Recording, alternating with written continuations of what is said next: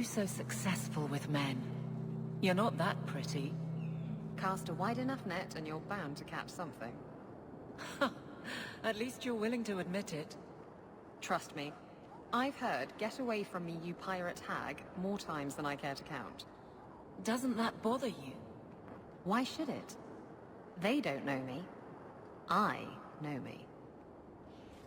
Hey guys, this is KitKat Patty Black, and we are back for an episode of Dragon Age 2 Let's Play.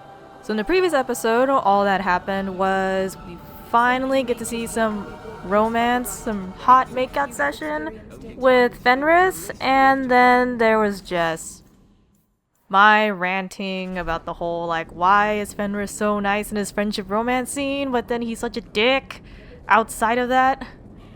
And then there was, you know, exploring, or rather seeing some team dynamic between Aveline and Isabela. I'm kind of surprised that they actually get along together, somewhat. I mean, aside from Aveline's occasional "shut up, whore" and Isabela's insult, but they don't really quite stop there. So in this episode, what we're gonna do is we're gonna pursue Javaris Tintop and ask him what's up with his stealing of the poison, or rather if he's even aware of such things. But first, there's the chat with Merrill. I've got something for you.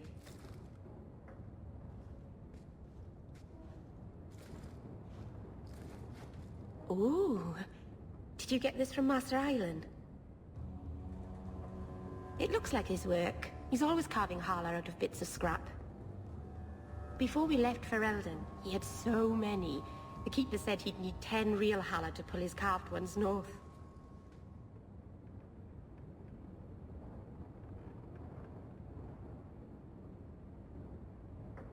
Is having a weird fixation a Dalish thing? Or specific just to your clan?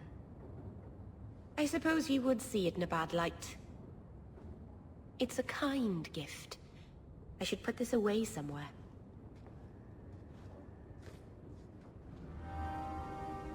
Somehow she's upset with me, but I don't really see what it is. Unless it's maybe because I asked her if it was like a total obsession with something. In that case, I'm sorry, Master Island. I didn't mean it like that.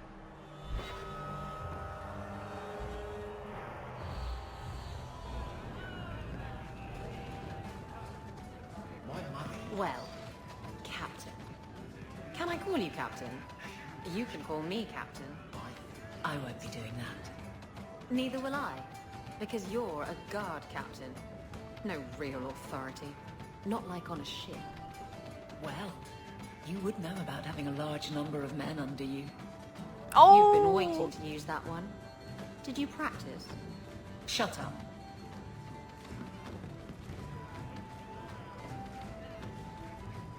Anyone knows Sir Karen? Has he? Okay, I have no real idea why I went to the Hangman. I was trying to interact with that Templar because there was supposed to be a quest with that guy, but I guess it's not available yet.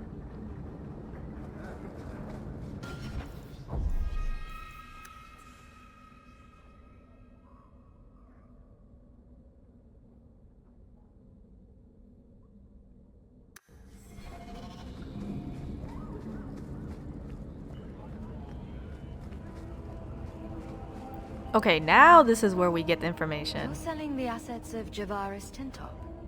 We are. Limited districts, limited contracts.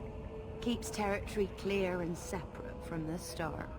He had a meager lot, but he skipped with dues outstanding. So up it goes. Sounds like he's made a few friends. Can one of them point me his way? Ask that about anyone else, I'd have you thrown out. This one, he owes me too.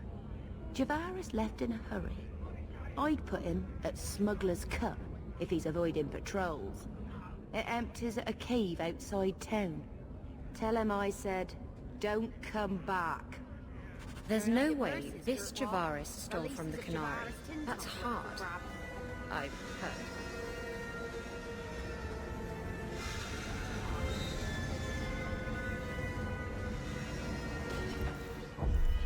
Man, I was wondering, will this whole encounter with my clones ever end?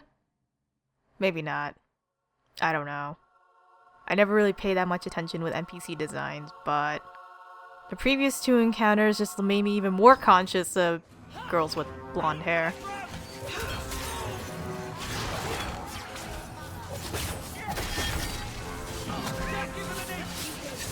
I think as of this recording, I'm gonna start cutting out more unnecessary content, which I probably should have done in the first place. If the side quest is not interesting, it's just like a stupid fetch quest, I'll just end up cutting that out.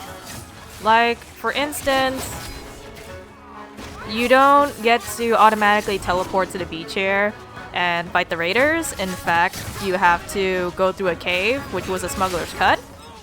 So I skipped all the spiders and most of the raiders, and there was a design rune of nature warding in Smuggler's Cut Tunnel. And don't forget to purchase 2 companion armors, upgrades, and formula bomb from the Shady Merchant at Lowtown Docks. Not Lowtown Docks, like Kirkwall Docks. Calm yourself, Javaris. You're not dead yet. You? Granny's garters, she would hire you. I can't buy a break on discount. You know what? Go ahead. Take my head and pike it back to that sodding elf. I need the rest.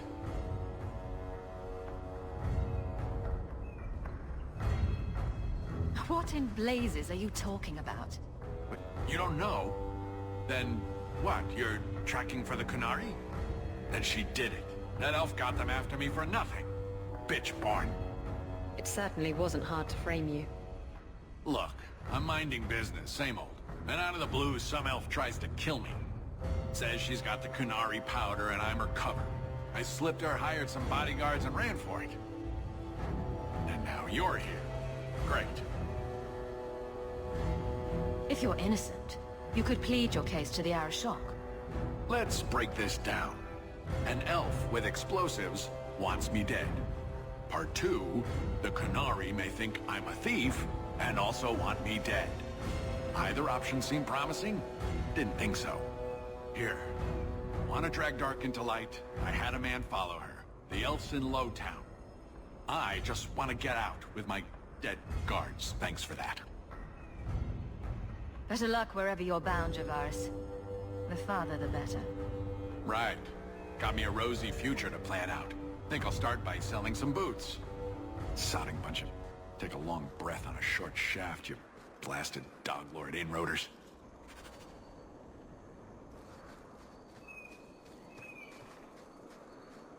Dwarves always seem to have the most creative ways of creating insults, which I find hilarious.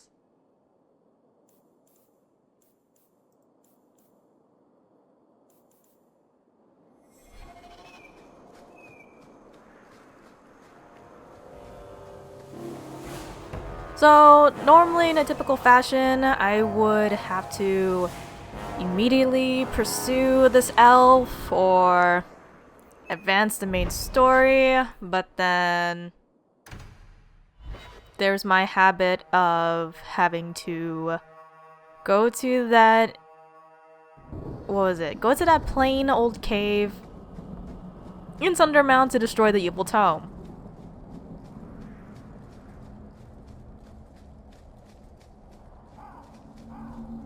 You've had many lovers, haven't you? Fewer than some think. But you never stay with them. No, why should I? But the act of lovemaking is so... intimate. I don't make love. What I do is only skin deep, kitten. Don't worry your pretty little head about it.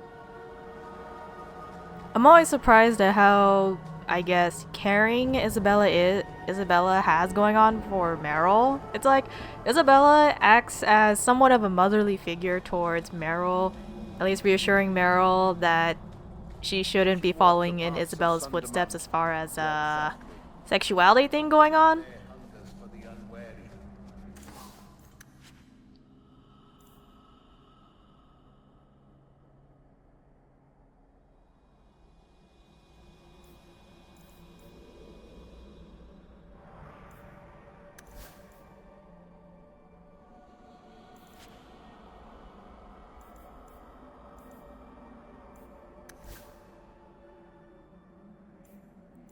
And I still have a habit of trying to compare armor pieces to my companion's stats, even though I know that none of them will be able to wear the chest plate or gloves or the boots. And I'm still doing this kind of thing.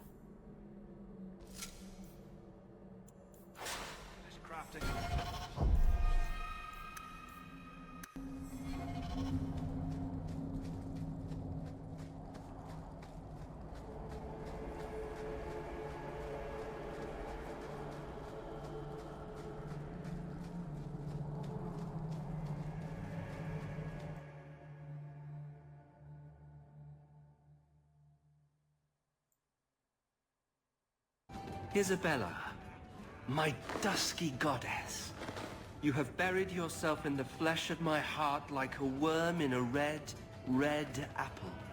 You heartworm, you. Oh, no, my friend is here. Excuse me. But I haven't gotten to the part where I invite you to feast upon my tender white flesh. Ew. That's all right. I think I'll manage. Speaking of romance, you and Fenris, eh?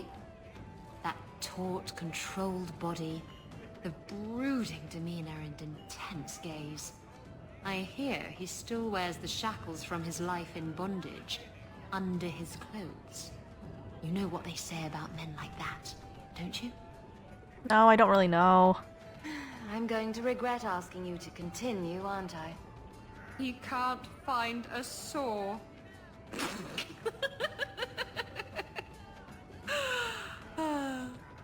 I had you there. You thought I was going to say something dirty.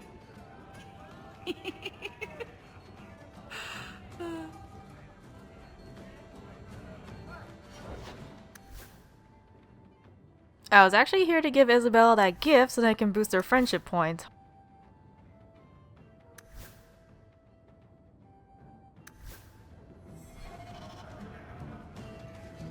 I have something for you.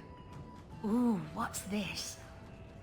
Oh, isn't that just the cutest thing? I saw it and thought it would be perfect for you. It is. This is probably the only ship I'm going to have for a while. How pathetic is that? Going over a model ship. Thank you, Hawke. This was a thoughtful gesture.